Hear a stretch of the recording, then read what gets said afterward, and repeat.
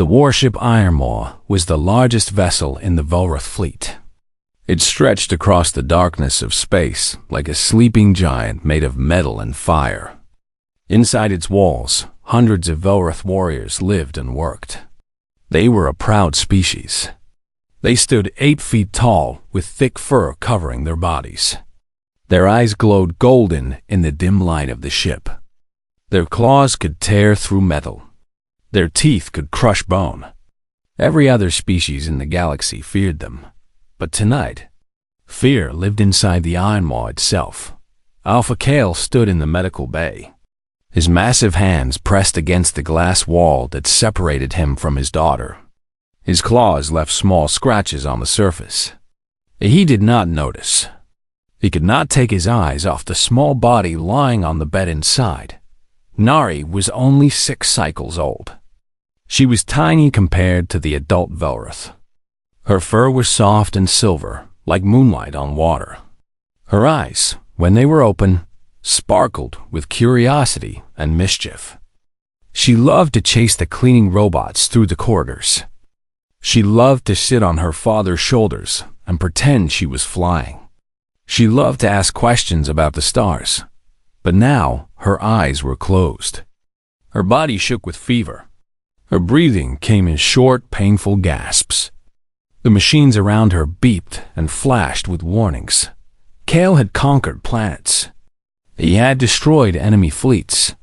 He had stood before the Galactic Council and made the eldest species tremble with his words.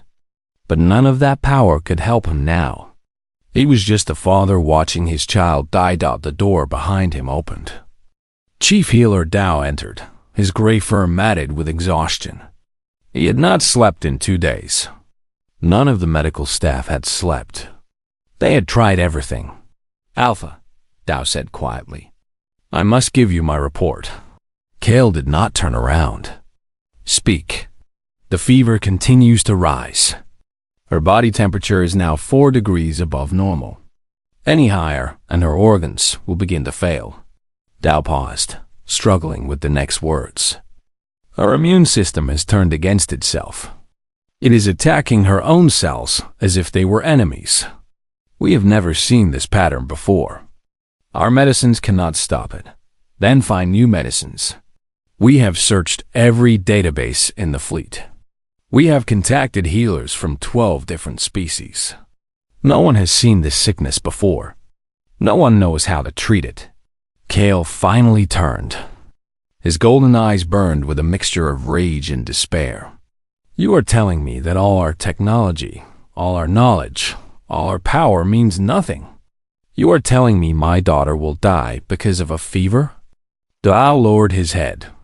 He could not meet his alpha's gaze. "I am telling you that we have 12 hours. Perhaps less. After that, her organs will shut down completely. I am sorry, Alpha. I am so sorry." The sound that came from Kale's throat was not a word. It was a roar of pure anguish. It echoed through the corridors of the ship. Crew members stopped what they were doing. They had heard their Alpha's battle cries many times. They had never heard him sound like this. In the observation area above the medical bay, a human woman watched everything. Her name was Yuna. She was 34 years old with black hair cut short and eyes that missed nothing. She wore the simple gray uniform of the human diplomatic corps. A small badge on her chest marked her as ambassador. Yuna had lived aboard the Ironmaw for 3 years. She was the first human ever permitted to serve with the Volrath fleet. It had not been easy. The Volrath were proud. They looked down on humans as small, weak, fragile creatures. They could not understand why the Galactic Council considered humans important. But Yuna had earned their respect slowly, day by day. She worked harder than anyone. She learned their language, their customs, their history. She never complained about the cold temperatures they preferred or the raw meat they ate. She showed them that humans might be small, but they were not weak. Now she watched Kale fall to his knees beside the glass wall. The mighty Alpha pressed his forehead against the surface. as close to his daughter as he could get. His shoulders shook. Yuna realized with shock that he was crying. She had seen Velroth die in battle. She had seen them face death without fear. But she had never seen one cry. Yuna thought about her own family back on Earth. Her grandmother, who had raised her after her parents died. A little brother who used to get sick every winter. She remembered the long nights sitting beside his bed, watching his fever rise and fall. She remembered the fear in her grandmother's eyes. She remembered something else too. Moving quietly, Yuna walked down the stairs to the medical bay floor. The Velroth crew members stepped aside to let her pass. They were too worried about their Alpha's daughter to care about the small human. Yuna approached Kale carefully. She knew how dangerous a grieving Velroth could be. Their instincts could take over.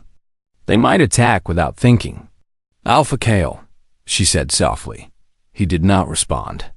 "Alpha Kale, I would like permission to see your daughter's medical readings." Slowly, Kale lifted his head. His golden eyes were wet, but they still held the fire of a predator. "Why? What can a human do that my healers cannot?" "Maybe nothing," Yuna admitted. "But I have seen sickness before. Different sickness on different worlds. Sometimes a fresh perspective helps."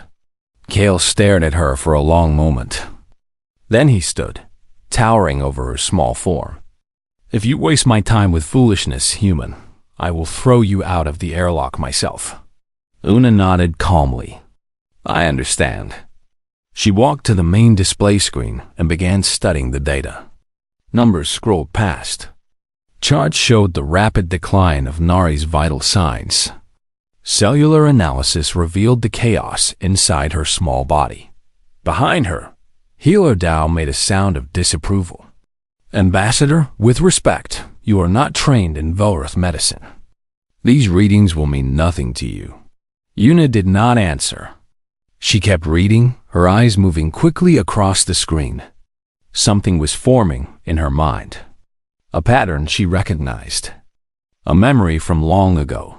After several minutes, she turned to face Kale. "Alpha, I need to ask you a question. 3 days ago, did Nari visit the botanical preserve on Deck 7? Kale's eyes narrowed. "How did you know that? Did she eat anything while she was there? A plant? A fruit? Anything?" The Alpha thought back. She found some berries growing near the water feature. She ate a handful before her caretaker could stop her. But those berries are safe. We tested them. Yuna nodded slowly. Safe for adult Velroth, yes. But her immune system is young. It is still learning what is dangerous and what is not. Those berries triggered a response, and now her body cannot turn it off. She looked at the small form on the bed, then back at Kale. "I think I know how to help her. But you are not going to like it." The medical bay was quiet, except for the soft beeping of machines. Alpha Kale stood in the corner, a massive shadow that had not moved for hours. Healer Dao monitored the displays with tired eyes. And Yuna sat beside Nari's bed, holding a small cup of golden broth. The cub looked even smaller than before. Her silver fur had lost its shine. Her breathing was shallow and fast, like a bird trapped in a cage. The fever had climbed another half-degree in the past hour. They were running out of time. "We need to give her very small amounts," Yuna said softly. "Too much at once will overwhelm her stomach. We start with just a few drops." Dao had inserted a thin feeding tube through Nari's nose. It went directly to her stomach, bypassing her throat so she would not have to swallow. Yuna connected a small syringe to the tube and slowly pushed a tiny amount of broth through. "Now we wait 30 minutes. If she keeps it down, we give her more." Kale's voice came from the shadows. "And if she does not keep it down, then we wait longer and try again with even smaller amounts. The body will accept what it needs. We just have to be patient." The first 30 minutes were the longest of Yuna's life. She watched the monitors for any change. Nari's temperature held steady. Her heart rate remained too fast. The inflammation markers continued their deadly climb, but she did not vomit. The broth stayed down. "Another dose," Una said. This time she gave slightly more. The golden liquid disappeared into the tube. Una found herself holding her breath, waiting for something, anything, to happen. 30 more minutes passed. Still no change. But still no rejection either. Again. Hour after hour, the process continued. Una gave small doses of broth every 30 minutes. Between doses, she returned to the kitchen to check on the main pot, which continued to simmer. The broth grew richer and deeper with each passing hour. She brought fresh batches to the medical bay, each one stronger than the last dot at the 4-hour mark. Dao suddenly leaned forward. "Wait, look at this." He pointed to one of the displays. A line that had been climbing steadily upward had stopped. It was not falling yet, but it was no longer rising. "Her temperature," Dao said slowly. "It has stabilized." Una felt a tiny spark of hope in her chest. "That is good. Keep watching." At the 6-hour mark, Nari's breathing changed. It was still too fast, but the desperate, gasping quality had faded. Her chest rose and fell more smoothly. Her small hands, which had been clenched tight, began to relax. Kale moved from the shadows. He approached his daughter's bed and looked down at her. His golden eyes were wet, but his face showed something new. Not hope exactly, but the absence of complete despair. "Is this working?" he asked. "I do not know yet," Una said honestly. "But something is changing. Her body is responding." The 8th hour brought more signs. The inflammation markers, which had been climbing toward fatal levels, began to slow. Then they stopped climbing altogether. Then, slowly and impossibly, they began to drop. Dao stared at his displays as if they had betrayed him. He checked the calibration 3 times. He ran diagnostic tests on every sensor. The readings remained the same. "This cannot be real," he whispered. "The markers are falling. Her immune system is calming down." Una kept giving broth. Every 30 minutes, without fail. Her eyes burned from exhaustion. Her hands had begun to shake slightly. But she did not stop. She could not stop. The 10th hour arrived like dawn after a terrible storm. Nari's fever broke. One moment her small body was burning hot, and the next, it was cooling. Sweat soaked through the bedding beneath her as her temperature dropped back toward normal levels. Dao was openly crying now. Tears ran down his gray-furred face and dripped onto his medical uniform. He did not try to wipe them away. "The cascade has stopped," he said, his voice breaking. "Her immune system is standing down. The inflammation is retreating. Her organs are stabilizing." He turned to look at Una. "You did it. Your boiled bones actually did it." But Una was not celebrating. She was watching Nari's face. The cub's eyes were moving beneath closed lids. Her lips were twitching. Something was happening. "Everyone be quiet," Una whispered. "I think she is waking up." Kale dropped to his knees beside the bed. His massive form somehow looked small in that moment. He was not an alpha anymore. He was not a conqueror of worlds. He was just a father, waiting for his daughter to open her eyes. Seconds passed, then minutes. The machines beeped steadily, showing vital signs returning to normal. The medical bay was so silent that Una could hear her own heartbeat. Then Nari's eyes opened. They were cloudy at first, confused. She did not know where she was. She did not recognize the machines or the tubes or the sterile white walls. Fear began to creep into her young face. But then she saw her father, kneeling beside her bed with tears streaming down his face. And she smiled. "Papa," she whispered. Her voice was weak, barely louder than a breath. "Papa, why are you crying? Did something bad happen?" Kale made a sound that was half laugh, half sob. He reached out with one massive hand and gently touched his daughter's face. "Nothing bad, little one. Nothing bad at all. You were sick, but you are getting better now. Oh, Nari thought about this for a moment. I feel hungry. Can I have something to eat? Yuna laughed. She could not help it. After all the fear, all the tension, all the desperate hoping, the child's first request was for food. It was the most beautiful thing she had ever heard. I have just the thing, Yuna said. Something warm and good. It will make you feel even better. She prepared a small cup of broth and helped Nari drink it through a straw. The cub made a face at first, unsure about the strange taste. But then she took another sip and another. It is good, Nari decided. It tastes like being warm inside. Kale looked at Yuna, the mighty Alpha, the terror of the Velroth fleet, the warrior who had never bowed to anyone, looked at the small human woman with something like awe in his golden eyes. Thank you, he said simply. Those two words carried more weight than any speech. Yuna smiled. She was tired beyond measure. Her body ached. Her eyes could barely stay open. But inside her chest, she felt warmth spreading, the same kind of warmth that Nari had described. You do not need to thank me, Alpha. Just let your daughter rest and make sure she drinks more broth when she wakes. The healing is not finished yet. She turned to leave, wanting to give father and daughter privacy. But Kale's voice stopped her at the door. Ambassador Yuna. She looked back. My people have spent thousands of years becoming strong. We conquered our world. We conquered our enemies. We built an empire among the stars. He paused, looking at his daughter's sleeping form. But we forgot something important.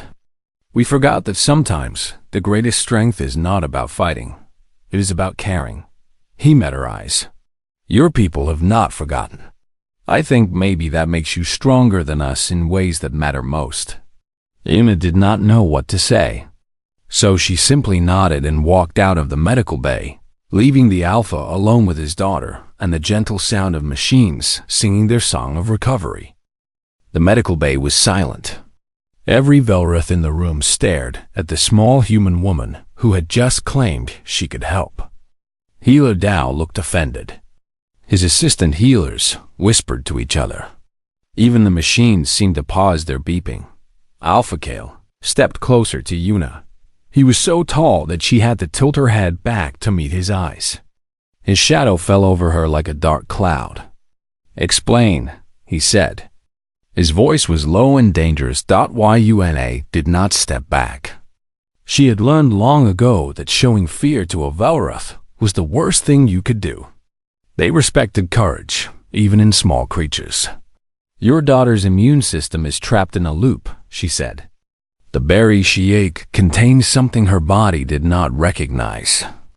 It was not poison. It was not dangerous. But her young immune system treated it like an invasion. It started fighting. She pointed to the display screen. The problem is, once the fight started, her body could not stop. It destroyed the berry compounds, but then it kept going. Now it is attacking her own healthy cells because it cannot tell the difference anymore. Healer Dao stepped forward. We know all this, Ambassador. But knowing the cause does not give us a cure. We have tried immune suppressors. We have tried cellular repair treatments. Nothing works. Because you are trying to stop the immune system by force, Yuna said. You are treating it like an enemy to be defeated. But that is not how healing works. You need to calm it down, not shut it down. You need to remind her body how to find balance again. Kale growled impatiently. Pretty words. But how do you plan to do this? Yuna took a deep breath. This was the part they would not understand. This was the part that would sound like madness. On my world, humans have been dealing with this kind of sickness for thousands and thousands of years. We did not have advanced medicine. We did not have technology. We only had each other and the knowledge passed down from our ancestors. She paused, choosing her words carefully. There is something my grandmother taught me. Something her grandmother taught her, going back countless generations. When a child is sick with fever, when the body is fighting itself, we make something called bone broth. The silence in the room became even deeper. Dao looked at her as if she had grown a second head. Bone broth, he repeated flatly. You want to treat the Alpha's daughter with boiled bones? Yes, this is absurd. Dao turned to Kale. Alpha, the human is wasting our time. Bone broth is primitive cooking, nothing more. It has no medical value. Our scanners can find nothing in such a simple mixture that could possibly help. Yuna held up her hand. Your scanners are looking for the wrong things. They are looking for powerful drugs and active compounds. But sometimes the body does not need power. It needs support. It needs gentle help to remember what it already knows how to do. She walked to the window and looked at Nari's small form. The child's fur was dark with sweat. Her chest rose and fell too quickly. Time was running out. Bone broth contains collagen, Yuna continued. It is a protein that helps repair damaged tissue. When you cook bones slowly for many hours, the collagen breaks down into gelatin. This gelatin coats the inside of the stomach and intestines. It soothes inflammation. It calms the angry responses in the body. She turned back to face the Vorath. The broth also contains amino acids, glycine, proline, glutamine. These are building blocks that the body uses to heal itself. They help reduce swelling. They help the immune system find its balance again. Dao shook his head. We could inject these amino acids directly into her blood. It would be faster and more efficient. No, Yuna said firmly. That is exactly the problem with your approach. You want to force the body to accept what you give it. But her body is already in a state of panic. If you inject anything directly, her immune system will treat it as another attack. It will fight harder. She spread her hands. The broth works differently. It enters through the digestive system, slowly and gently. The body does not see it as a threat. It absorbs it naturally, the way it absorbs food. The healing happens from the inside at the body's own pace. Kale had been listening without speaking. Now he moved to stand beside Yuna at the window. Together, they looked at his daughter. You truly believe this will work? He asked quietly. I believe it is worth trying, Yuna answered honestly. I cannot promise success, but I can tell you that human mothers have used this remedy for over 10,000 years. It has saved countless children, including my own brother when we were young. Your brother was sick like this? Every winter, he would get terrible fevers. The doctors in our village were helpless. But my grandmother would make broth from chicken bones. She would sit beside his bed all night, feeding him small sips every hour. And every time, he got better. Yuna met Kale's golden eyes. Your technology is amazing. It can do things my people can barely understand. But technology is young.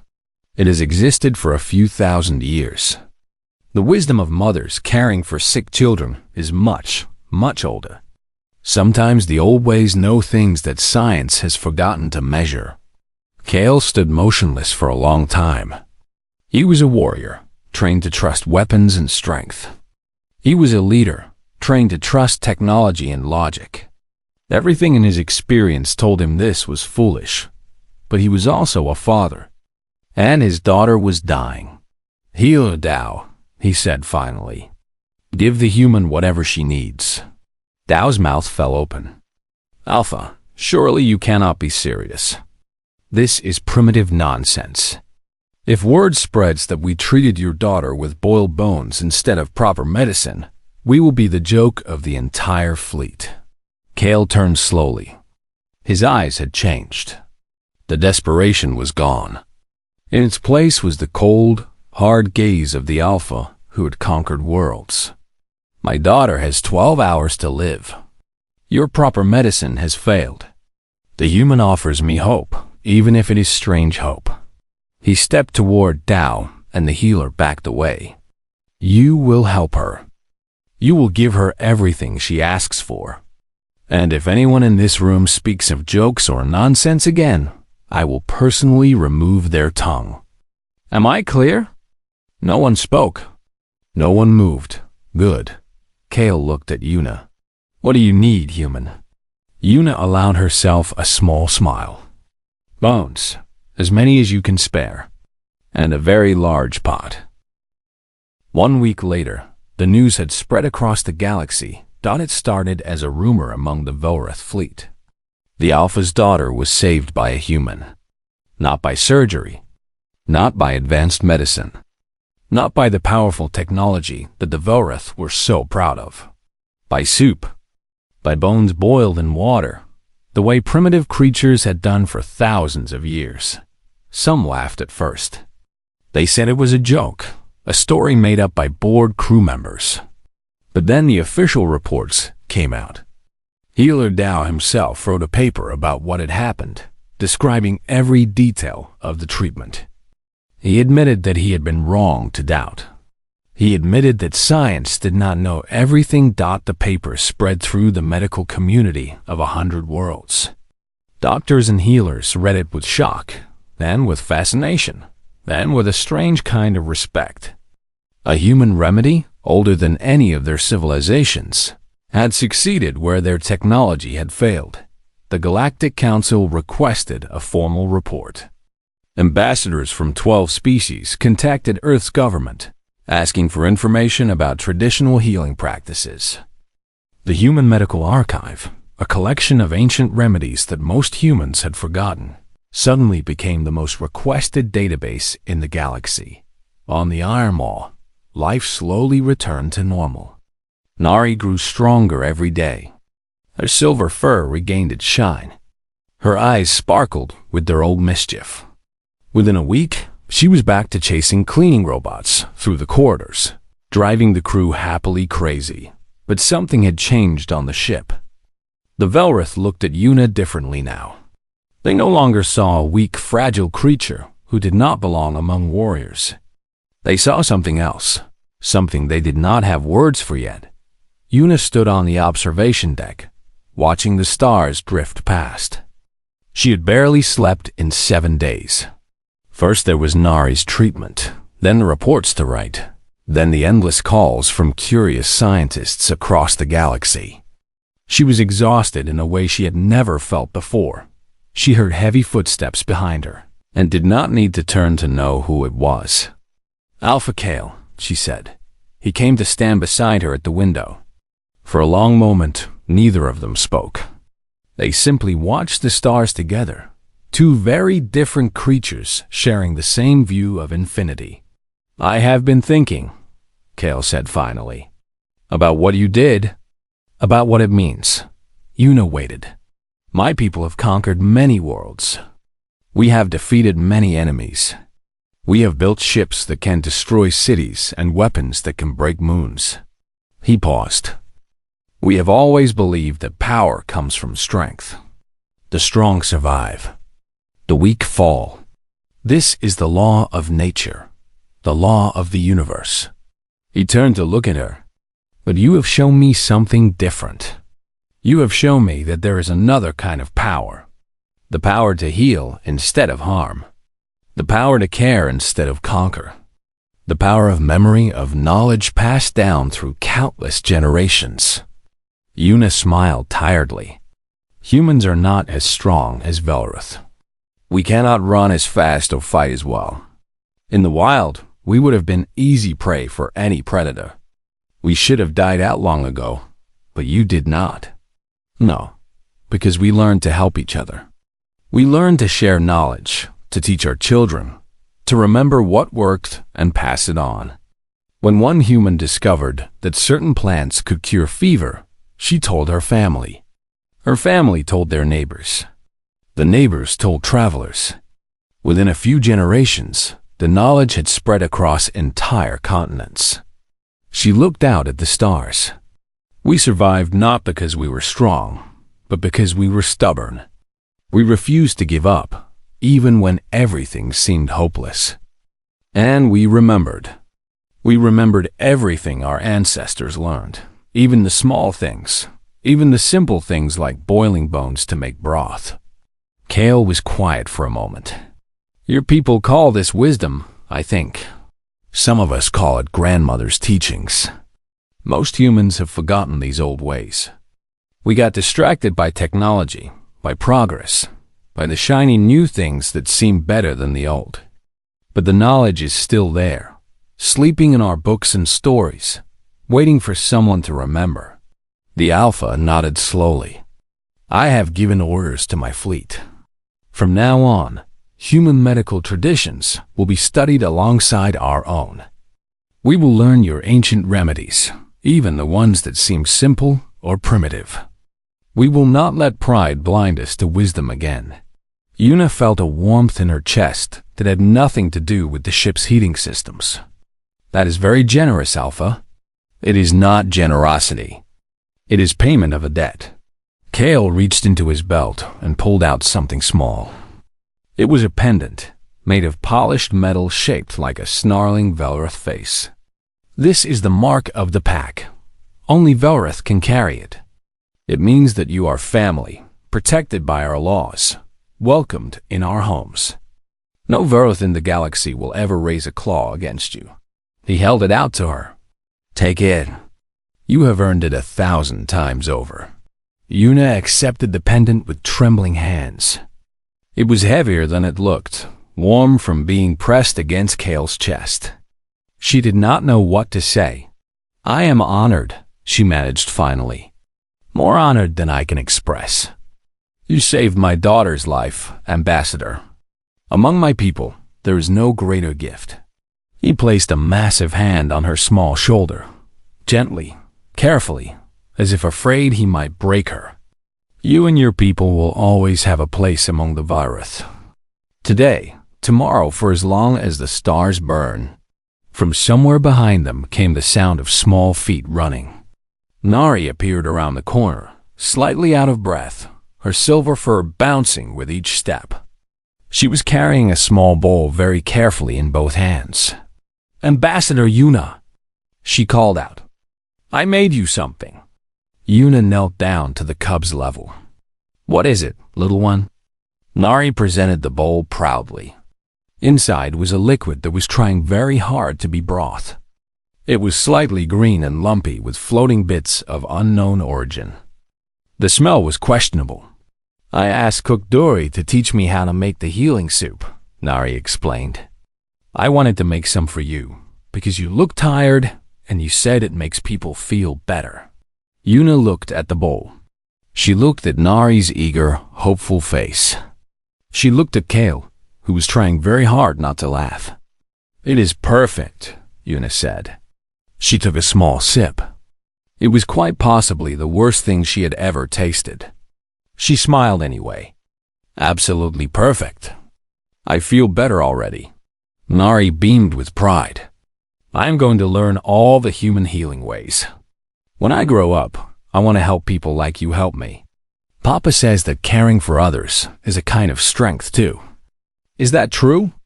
Yuna pulled the small cub into a gentle hug. It is the truest kind of strength there is. Later that night, alone in her quarters, Yuna looked at the mark of the pack hanging around her neck. She thought about her grandmother, who had died years ago on distant Earth. She thought about all the generations of mothers and grandmothers, stretching back into the mist of history. Each one learning, each one teaching, each one passing down the small wisdoms that kept humanity alive. She whispered into the darkness, hoping somehow the words might reach across space and time. Thank you, grandmother. Thank you for teaching me. I finally understand why you always said the old ways matter. Somewhere among the stars, in ways that science could not measure and logic could not explain, Yuna felt a warmth wrap around her like a blanket, like a grandmother's arms, holding her close, telling her that everything was going to be all right. She smiled, closed her eyes, and slept peacefully for the first time in weeks. And across the galaxy. In medical centers and research stations, on ships and space stations and distant worlds, Scientists began to study humanity's ancient remedies with new respect. They discovered that many of the old cures worked, even when no one could explain exactly why. They found wisdom in recipes and traditions that had survived for 10,000 years. Humanity had carried something precious to the stars. Not weapons, not technology, not ships or soldiers or clever machines. They had carried memory. The accumulated wisdom of countless generations of mothers and fathers, grandmothers and grandfathers, all the way back to the first humans, who learned that boiling bones could heal a sick child. And now the galaxy was learning what humanity had always known. Sometimes the oldest wisdom is the most powerful medicine of all.